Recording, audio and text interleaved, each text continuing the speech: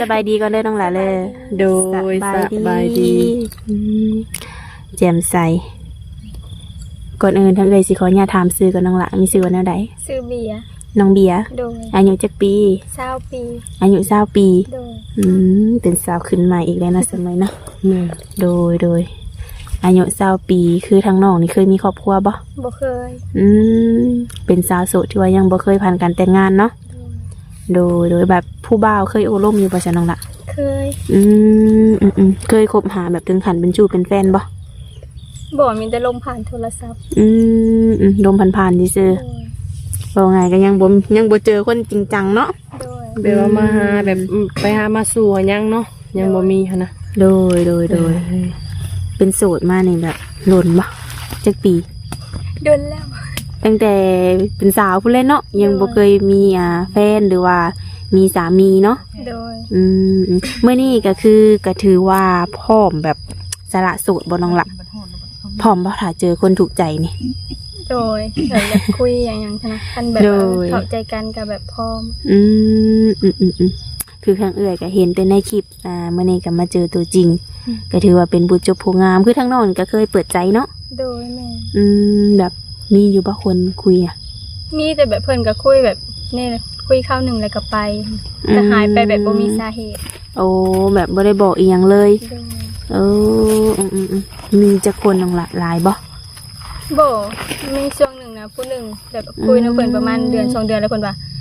คุยนำเฮาบ่มีความสุขเพิ่นว่า บ่เป็นแนวใดคือว่าแนวนั้น จากที่เฮาก็บ่ฮู้ว่าหรือว่าให้เฮาให้เวลาเพิ่นบ่เต็มที่บ่ก็บ่ฮู้คือกัน แต่ก็บ่ถามนั่นแหละด้วยว่าให้น้องร้องเพลงฟังบ่ก็ว่านั่นนี่เนาะ มีความสุขดี นั่นนี่ก็มีก็คือว่าแล้วคนเฮามันก็บ่คือกันในสาระเนาะ โดย บางคนก็ แม่น ในการที่แบบนิสัยใจคอเฮาแล้วบ่เข้ากันแบบซี่หั่นนะเพิ่นก็บอกว่าในการคุยมันก็สิบ่มีความสุขแบบนี้หั่นนะเนาะ โดย ก็บ่เป็นหยังน้องล่ะเฮาบ่มีความสุขสำหรับเพิ่นแต่เฮาจะมีความสุขสำหรับคนอื่นก็มีคือกันทั้งสาระเลยเนาะ โดย นั่นแหละ ก็คือตั้งแต่เปิดใจมาก็ยังบ่มีคนถูกใจเนาะ โดย ก็ยังโสดคือเก่า โดย โดยเมื่อนี้ก็ถือว่าเปิดใจอีกเทื่อหนึงเนาะน้องหลาเนาะ โดย อยากลมผู้บ่าวทางไหนสาบันนี่ ทางใดก็ได้ ทางไหนก็ได้ โดย อายุเพิ่นเด้ 50ลงมาแบบจะได้ผู้ใหญ่กว่า 50ลงมา โดย โอ้สาเหตุอยากได้ผู้ใหญ่กว่านี่เป็น เพิ่นจังดูแลเฮาได้เพิ่นจังเข้าใจเฮาหักแพงเฮา โดยคือทางน้องนี่20 ปีเนาะ โดย คันว่ามีแบบ50หรือ40แบบนี้ก็เอาได้บ่ โดย แบบคือทางน้องนี่เนาะสมมติว่าทาง FC เอื้อยน้องลาเนาะเพิ่นก็ค่อนข้างว่ามีอายุอยู่แล้วเนาะเสมอเนาะ โดย แต่ว่าเพิ่นมักฮักน้องแบบนี้นะคุยกันทำความรู้จักกันแบบนี้ และคันว่าถือใจกันอยากมาห้องมาขอน้องนี่เอาได้บ่ อันนี้ก็ยังตอบบ่ได้ว่าเอาได้หรือว่าตัวอยากร่วมกับเพิ่นก่อน ก็แม่นเนาะเพราะว่าตอนนี้เฮาก็แค่สมมุติไว้ก่อนเนาะเสมอเนาะยังบ่ทันฮู้ว่าเพิ่นสิมีหน้าตาเป็นแนวใดเนาะนิสัยเป็นแบบใดโดย และแบบพอห่างพอหมายแบบนี้ได้น้องละคุยไรบ่ คุยได้ ลูก2ลูก3ก็ได้บ่ ได้อยู่แต่แบบยังบ่ฮู้ว่าเพิ่นสิหับเฮาได้บ่นะ อืม คุยกับเพิ่นก่อน บ่ส่วนใหญ่นี่ย่านได้ทั้งน้องและหับเพิ่นบ่ได้เนาะเสมอเนาะ เพ เดี๋ย ราะ ว ว่า เพิ่นลงหาเพิ่นสิว่าเอ้าเด็กน้อยโพดซั่นน่ะ เออ แต่ว่าเบิ่งธนาคารบางคนคือทางน้องเพิ่นนี่เป็นคนหุ่นบางคิงหน่อยเนาะคุยหุบห่างนี่คือน้อยเนาะแต่ว่านิสัยใจคอหรือว่าจิตใจนี่คือเป็นผู้ใหญ่ได้สัมผัสได้หั่นนะเนาะ แม่นโดยแบบมักผู้ชายแบบได้ซะน้องล่ะนิสัยใจคอเพิ่นหั่นนะ เป็นคนดีก็ได้แบบเข้าใจเฮาก็พอหับครอบครัวเฮาได้ หับครอบครัวเฮาได้นิสัยดีเนาะโดยครอบครัวเป็นอะไรฐานะนี่ ก็คันสิว่าถูกข์แห้งก็บ่ได้ถูกข์นะแต่แบบมันก็แบบว่าขาดแคลนนะเพราะมันภาระหลาย คันแบบว่าบ่ถึงขั้นว่าแบบทุกข์ยากแห้งขนาดเนาะเพียงแต่ว่าภาระเฮาหลาย โดย ข้าวน้ำได้น้องละพออยู่พอกินบ่ ซื้อกิน ทุกมื้อนี่หาเงินซื้อข้าว โดยแม่ โดยในครอบครัวมีกันจักคน มี6 คน 6 คนน้องนี่เป็นลูกคนที่เท่าไหร่ คนที่ คนที่5 5โดย เอาโดยแต่ละคนมีครอบครัวเบิดเลย ม มีแล้วแต่เอื้อยเฮาเพิ่นเป็นแม่ห้าง โอ้เคยมีเนาะ แต่ว่ายาห่างแล้วเนาะ แต่ตอนนี้ก็คือปัจจุบันนี้ก็คือเอ้ยกับโสดคือกัน โดย โอ้ โอ้สุดทั้งเอ่ยทั้งน้องเลยบัดนี้เสมอ เนาะ ไผสิได้ก่อนกัน มาลุ้นกันเลยเนาะโดยในกรณีที่ว่าทั้งน้องนี่มีสามีเนาะไปอยู่น้ำเพิ่นได้บ่ ยังแบบเชื่อว่าไปอยู่น้ำได้ก็ยังบ่ฮู้อยากลมอยากฮู้จักเพิ่นไปก่อนฮู้จักนิสัยใจคอเพิ่น หลักๆก็ต้องมาโอ้ลมกันก่อน โดย แล้วก็บางเทื่อบอกว่าอะไรเนาะเขาต้องไปมาก็ได้เนาะ โดย แต่ แต่ ว่า ว่า หาสู่กันเนาะ แม่นระยะที่การที่โอ้ลมกันในใส่เวลาโดนมาลงละสิเป็นชูเป็นแฟนกันกับเพิ่นเนี่ย ก็บ่โดนแบบว่าถ้าเฮาคุยเข้าใจอหยังประมาณนี้นะเพิ่นหับเฮาได้เฮาหับเพิ่นได้ก็โอเคเที่ยวไปมาหาสู่กันก็ได้ มันก็ถือว่าบ่ยุ่งยากเนาะ โด ปวย ดทางครอบครัวอันของน้องเบียร์ก็มีญาติพี่น้องก็หลายคนอยู่เด้ แบบนี้หั้นนะ โดยในอนาคตบ่แน่เนาะอาจจะออกเฮือนออกซ่านเป็นของตัวเองก็ได้เนาะ โอ้ออกไปมื้ออื่นก็ไปสิฮู้เนาะไปมีสามีเปิดใจวันนี้ได้จ้ะ สิไว้เพื่อแต่เสมอนี่ แล้วก็มีส่วนคือกันในใจฮ้อนวัยรุ่นใจฮ้อนก็คือทางน้องหลาได้จ้ะมีปัจจุบันนี่ไปเฮ็ดเวียกเฮ็ดงานใช่น้องหละ เฮ็ดงานนิคอน เฮ็ดงานนิคอน เฮ็ดงาโดย โอ้ได้เงินเดือนหลายบ่น้องหละ เงินเดือนล้านแปด 1,800,000 โดย โอ้ได้ทุกเดือน อันแมนได้ทุกเดือน ได้ เงิ ทุ น ก เดื เดื อ อน น ล้าน8 กุ้มบ่น้องหละ คิดว่า กุ้มบัวต้องขารถก็ล้านหาแล้ว โอ้เพราะว่าน้องหลาเพิ่นได้ผ่อนรถบ่ โดย โอ้เดือน1.5 ล้านบ่ โดย โอ้ทุกๆเดือนต้องผ่อนน้อง โอ้ มันจักปีน้องหละเป็นการผ่อนรถนี่ ยัง2 ปี อย่าง2 ปี คือน้องเอาระยะเวลา3 ปีบ่ โดย โอ้โหมันก็ต้องใช้เวลาดนอยู่เนาะสลาน้อยเนาะ แม่น จังหวะ3 ปี แต่ว่ายังจักปีหลุดเจ้าอยู่น้องละ ยังผ่อนมาแล้วปีหนึ่งยัง2 ปีเต็มมัน ผ่อนไปเลยต้องบิดเด้อป้าทุกๆเดือน สู้ๆต่อไป เนาะทุกๆเดือนต้องได้จ่ายหัวรถเพื่อสิฮอด2 ปีโอ้ แสดงว่าเงินเดือนน้องนี่นะได้แต่จ่ายหมดรถเนาะ โดย อืม อ อยากมีอาชีพเสริมบ่น้องละอยากมีอาชีพเสริมบ่ มันแบบอยากมีแต่แบบว่าต้องเข้างานทุกมือพักได้แต่วันผิด โอ้ อาชีพเสริมคือดำนา สมุดเนาะน้องหลานเนาะในกรณีแบบคือทางน้องนี้เนาะออกมาทางไงสัมภาษณ์นี่ถ้ามีทางผู้หลักผู้ใหญ่หรือว่าหนุ่มๆเนาะเพิ่นสนใจและเพิ่นอยากยืนมือเข้ามาช่วยเหลือน้องทางน้องอยากเฮ็ดหยังหลัก อยากขายเครื่อง ๆอยากขายเครื่องแม่นบ่ โดย โอ้อยากขายเครื่องขายหยังน้องล่ะ ขายแนวกิน ขายแนว กินโดย โอ้ จำเอ็นอีหยังสิ จามเอ็นแล้วก็มีหยังแหน่คิดว่า พวกนักกินเฮามักเฮ็ดพวกกระต้มขนมมันนะ เฮ็ดแนวอยู่แนวกินช่วงนี้น่ะสิได้ขายดีอยู่น้องล่ะ โดย เพราะว่าหนึ่งมากับเจ้าดำนาเนาะบ่มีแนวกินแบบนี้ฮะนะแลนขึ้นไปซื้ออยู่ได้กินขายลาบก้อยก็ได้ขายได้ว่ะ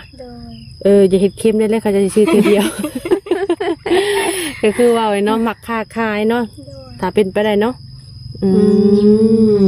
หาขาย เนาะ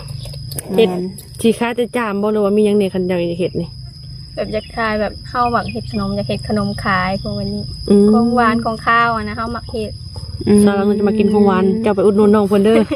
เจ้านี่ พี่สิว่าอยู่ไกลได้น้องนะ ไกลก็บ่ได้นะเราไปอุดหนุนเลยเนาะ แม่นก็ถ่ายมือนั่นมีผู้ใดเนาะ แม่น ก็สิไปอุดหนุนน้องเพิ่นอยู่ทุกคนเลย ก็คือมักแบบ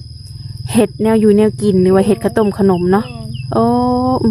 คันว่าน้องมีลูกมีผัวอยู่แนวอยู่แนวกินก็เฮ็ดเป็นเบิดบ่ เป็นเบิด เนาะ ขัดเผ็ดเค็มเนี่ยกระตาเคี้ยวช่วยให้กินเบิ้ลทำกัน โดย ก็คือว่าเลยเนาะในการทนงประกมัก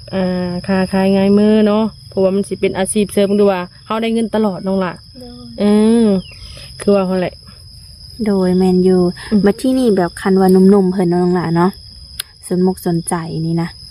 เบิ่งในคลิปบ่พอแต่ว่าอยากมาเบิ่งตัวจริงแบบนี้นะได้บ่ ได้คือกัน มาได้เนาะ โดย แต่ต้องนัดแบบดวงหน้าบ่ แม่น คือทางน้องนี่เฮ็ดงานเนาะ โดย หยุดแต่วันอาทิตย์บ่น้องล่ะ แม่นอยู่แต่วันอาทิตย์ แล้วแบบช่วงลำหน้าแบบนี้ก็คือคันว่าไปรับจ้างไปได้แต่วันอาทิตย์ แม่น เลยแต่วันอาทิตย์ลาก็ได้เพราะว่ายามหน้าเพิ่นให้ลาอาทิตย์หนึงแต่ว่าบ่ได้หักเงิน ลาอาทิตย์หนึ่งบ่ได้หักเงิน โดย ก็ถือโอเคอยู่เนาะ โอเคเนาะโอเค ก่อนเป็นเวียกจำเป็นเนาะ แม่นแม่นแม่น อืม โดยอ่ะมื้อนี้ก็ถือว่าน้องก็ลาเวียกมาเรียบร้อยแล้ว โดย อืมพอได้ใส่ได้จ่ายเนาะแบบผู้ชายแบบเพิ่นกินเหล้ากินเบียร์สูบยาแบบนี้ได้สิน้องล่ะ คุยนำได้บ่ คุยได้ มักอยู่บ่ ก็บ่มักปานใด เขาต้องถามแบบนี้แล้วจนมันเนาะว่ามักบ่ก็คือบ่มักปานใดเนาะ โดย คันว่าเป็นไปได้เนาะก็คืออยากได้แบบคนที่ว่าบ่สูบยาเนาะโดย กินได้ว่ากินได้กินแต่กินพอประมาณ แม่น กินเมาหัวไทยมาก็บ่เอากันเนาะ กินทุกมื้อก็ เอ บ่ไปกัน แม่นเพราะว่าช่วงนี้เงินคำกำแก้วก็ถือว่าหายากเนาะนี่เฮาสิกินแบบคือแบบสมัยกี้กับเป็ดไผ่บ่ได้แม่นบ่เลยเขาต้องเก็บต้องกำแบบนี้หั่นนะโดยก็ถือว่าทั้งเอื้อยก็ได้มาเปิดใจน้องนี่เป็นครั้งแรกเนาะ แม่น คือแบบFC เอื้อยเพิ่นก็อาจจะเคยเห็นอยู่เนาะแต่ว่าทางเอื้อยก็บ่เคยสัมภาษณ์จักเทื่อ แม่น ทาง FC เพิ่นก็อยากให้เอื้อยนี่สัมภาษณ์น้องเบิ่งอยู่เรื่องราวเป็นแนวใด เนาะ โดยคือแบบน้องนี่บ่ได้เฮ็ดนาเฮ็ดนา แม่น ให้นา บ่มี โอ้ให้นาบ่มี โดย ข้าวน้ำนี่ต้องได้ซื้อเนาะ แม่น เดือนหนึ่งในการซื้อข้าวนี่จักสอบน้องล่ะ สอบหนึ่งได้แต่12มื้อ โอ้สอบหนึ่งเดือน12มื้อ 12มื้อ เดือนหนึ่งก็ตกอยู่ เนาะ เกือบอยู่สิข้าวเขา3สอบพอได้เนาะ โดย สอบหนึ่งจักแสนน้องล่ะ สอบ1 700,000 สอบหนึ่ง700,000 ป้าคือแพงแท้เนาะข้าวนี่เนาะ เพราะว่ามันเป็นช่วงยามนาเด้ ก็ต้องแพงอยู่ ยามหน้าแล้วข้าวแพง โดย แม่นก็แพงซะละหน่อยมันสิแพงช่วงนี้แหละข้าวค่ะเนาะ โดย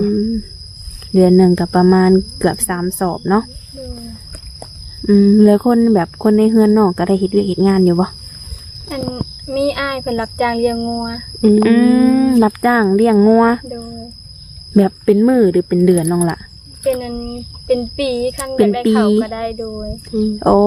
สิเอาข้าวก็ได้ โดย หรือสิเอาเงินก็ได้ โดย โดยก็ถือว่าครอบครัวก็หาซอยกันเนาะ โดย ผู้ใดนิดผู้ละน้อยพอเลยมาตื่มกัน จอยกันว่าซั่นๆเนาะบัดทางน้องเบียร์เพิ่นเพิ่นแฮงมาได้อันนั้นอีกเนาะแฮงมาได้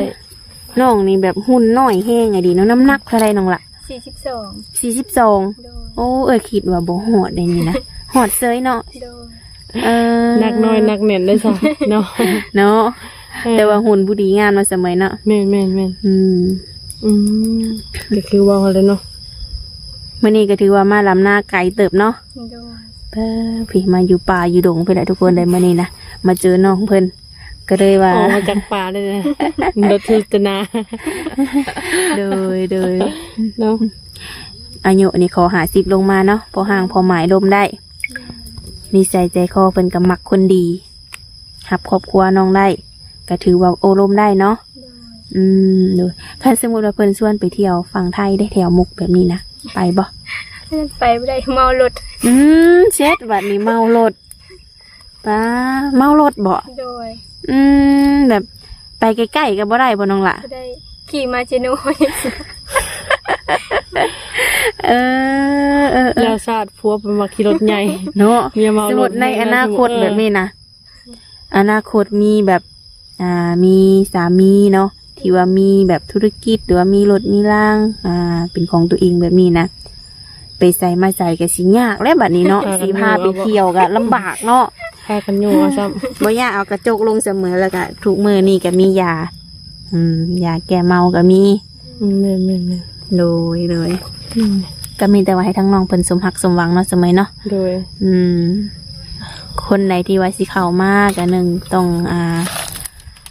เป็นคนดีเนาะแล้วก็หับครอบครัวนิสัยดีบ่ห่างบ่หมายบ่ติทุกคนเลยเขามาโอมาลมเบิงส่วนคำถามใดที่ว่าทางสารน้อยบ่ได้ถามนี่ก็ให้ทาง FC เพิ่นเขามาโอมาลมมาถามเป็นการส่วนตัวเนาะทางเอื้อยก็สิเอาเฟซหรือเอาไลน์มาแจกให้ทางหนุ่มๆหรือว่าทาง FC ของเอื้อยเนาะ โดยไว้พบพ่อกันในคลิปหน้าเด้อน้องหลาเด้อโดยสบายดีเด้อ